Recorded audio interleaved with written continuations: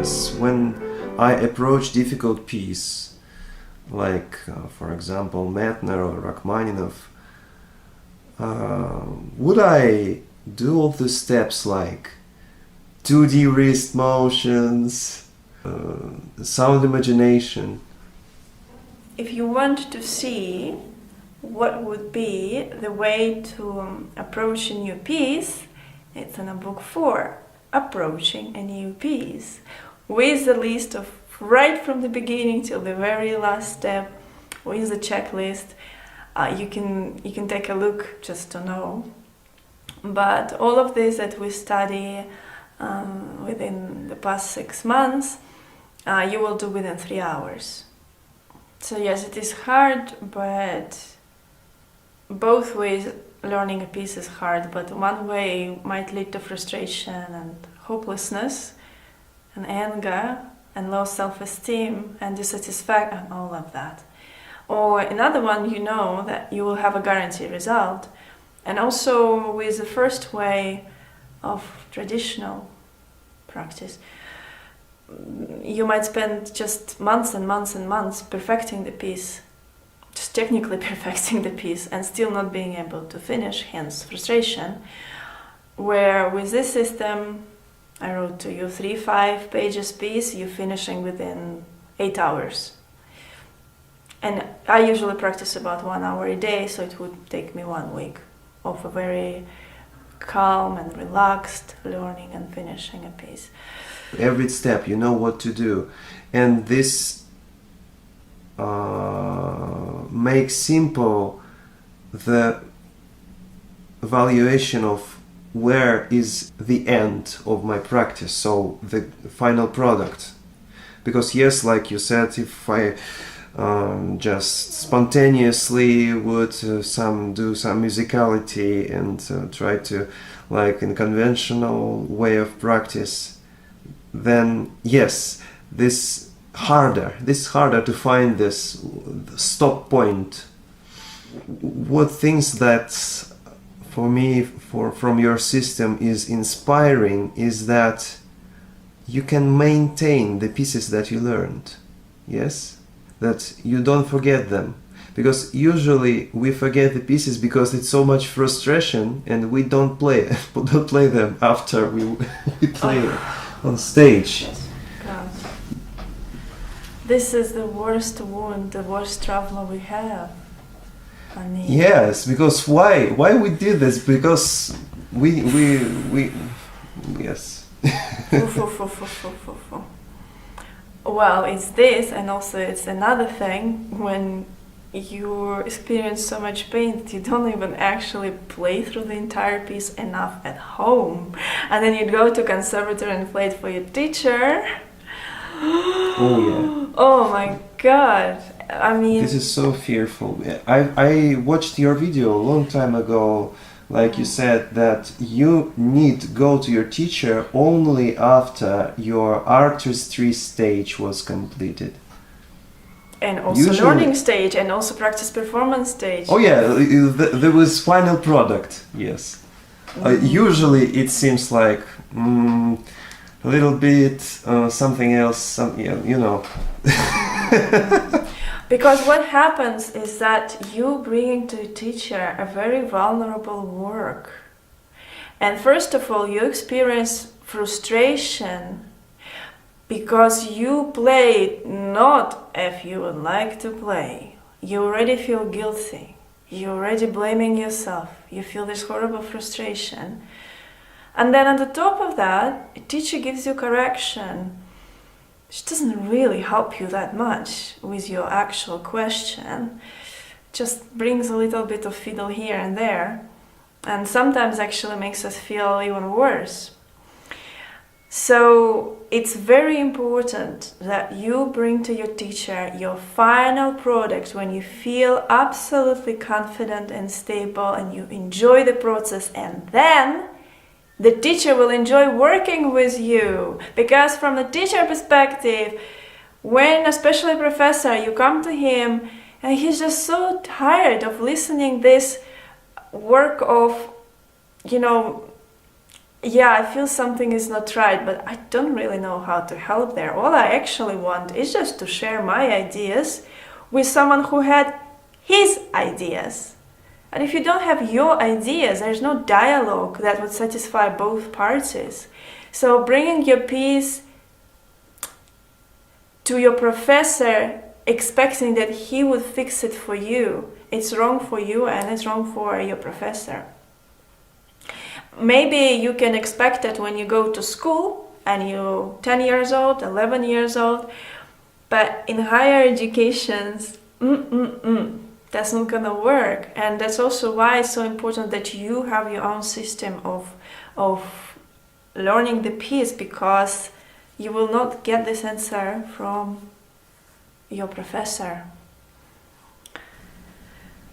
Yes, that's why your system helped me a lot. I discovered it when I was on my first year. So now I'm on my 4th year and I'm still here. Меня не выперли, в общем. So yeah. In your gap year, you whipper yourself. Yeah. I even had a video. Why we're not playing through the entire piece is because we're not playing through the entire piece. When we're not playing fast, it's because we don't practice fast. So there are so many things, but at the core of this is that yes, why we don't perform for others and we don't enjoy performing for others, because we don't enjoy performing for ourselves. We don't enjoy just at home playing and then wanting to share. You know, we don't even feel free and at home. But Yes, because actually this is the purpose, to learn the piece, to be able to play at home or your friend's party, or so you know, yes, to be human, to play, to be musical, you know, yes, to feel comfortable with what you do. yeah, to witness magic. So, how would you feel again? How would you know the difference between, am I playing with musical image or with musical image and form? Is there any difference? So again, it's all about how you feel inside. And were you feeling confident? It's that trust again. Were you feeling it or not? That's basically it. And then trust me, because we're all connected, and whatever you felt, the audience will perceive. So if you felt tense, anxious, and in a rush, and felt you didn't manage to ground yourself and express yourself, trust me, that's how it came out. Yes, I definitely understand this. I was skeptical some years ago about that, but recent situations totally confirmed to me that what is inside is really reflect the real situation, and what I feel, the audience will too feel that as well. So even though they were in their cell phones, they will just out in advance, they will feel so I maybe subconsciously they would react on what I do. It is true. I was actually recording my pieces. I don't know if you followed. I was posting it with fractals, and this is why I actually play with true voice and more with the idea of there is no perfection. I'm rather witnessing how music creates itself, and that's enough. And then you see where music takes you. And I must say, I really like this way of playing, because that actually makes all the sense to me. That's why we practice piano, to witness something magical, to actually create something that creates itself. You create, but you don't take, not responsibility, you don't own it, you know? And you just witness how it lives and how it creates. It's like basically a fractal. You know, this infinite zoom in into one little thing, and you can see it procreates endlessly itself. Yes. Yes, I watched one video of you that I liked it, but I thought that big amount of freedom you play, you like let go, and so in tempo there's so much fluctuations, like you play sometimes really slow, and for me I understand why you're doing this, but I imagined, what if I show the video to my professor? What would he say? Authority of conventional teacher. And this is unfortunately the pity of studying in academic. It's good to study in academic, get academic education, to get a good basis. But then you go to the world to create what you want to create. And for creation, there is no right or wrong. There is only your opinion, which disconnects me with you. Or you can put your opinion aside and you can actually see, does this music help you to feel or not? And what happens is that if you, for example, disagree, you have to suppress that. You know, if you maybe, for you to feel really meaningful playing piano, you need to play a little bit different, but you know this is not conventional, you know people will not approve it. I mean, this is so sad. And also at some point, I think, for me, I've changed priority from, do I play the music and do all this hard work to be approved by others, which is absolutely meaningless, empty and draining to me, or do I do this to actually meet something magical, and for that I have my respect. I have respect to music, and hence I'm listening what music wants from me and what music creates itself in the moment, how music improvises itself. And all I do, these moments, amazingly beautiful, because the question of perfection, like I said, right or wrong, disappear. There is a much bigger field behind right, wrong, correct, incorrect mindset. And in that field, we actually all meet. This field is called connection. And when you connect yourself with music and you respect music so much that you don't care about anyone else's opinion or framing, structure,